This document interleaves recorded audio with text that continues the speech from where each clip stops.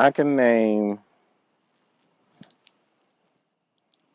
on one hand how many relationships that I've had, and it's not that many. If you want to say serious relationships, um, but I often wonder how serious they were because they never grew to what I wanted them to grow into. Um, so I guess I have to liken them into learning experiences, life lessons that help me when I go on to the next relationship.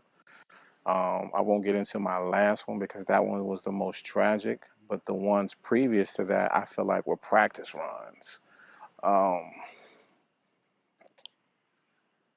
how we meet, how we interact with each other, how we would talk to each other, the language that we use, the dialogue, um,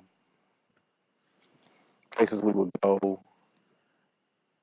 When I think about them, they weren't very productive because I felt like they weren't the relationship that I actually wanted until I got the relationship that I actually wanted. And then that had the same demise. So I can never be a person to really give relationship advice or really expound on relationships because I'm still learning them. I'm still trying to figure them out. I never had a great example of relationships at home. I was always looking at other people's relationships on in the movies, on TV, what I could see in real life. Um, I talked about once my seeing true love for the first time. That was with a married couple. That was outside of me. That was outside of my home because I never saw that at home. So I'm still trying to figure out what a relationship is because I never had that great example, and I yearn for it. Um, I yearn for it almost desperately um, because I want to. I then want to be an example to others, so we all can know that these type of relationships that are long lasting exist, especially in the days and times that we live today, because we don't really see the strengthening or the core of good relationships too often.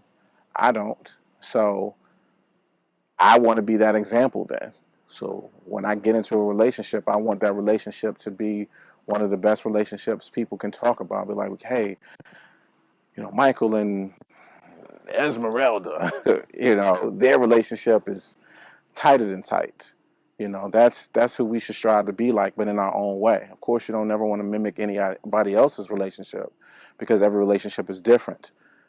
But the underlining foundation of that relationship, of all relationships, should be the same. And that's love and respect and communication.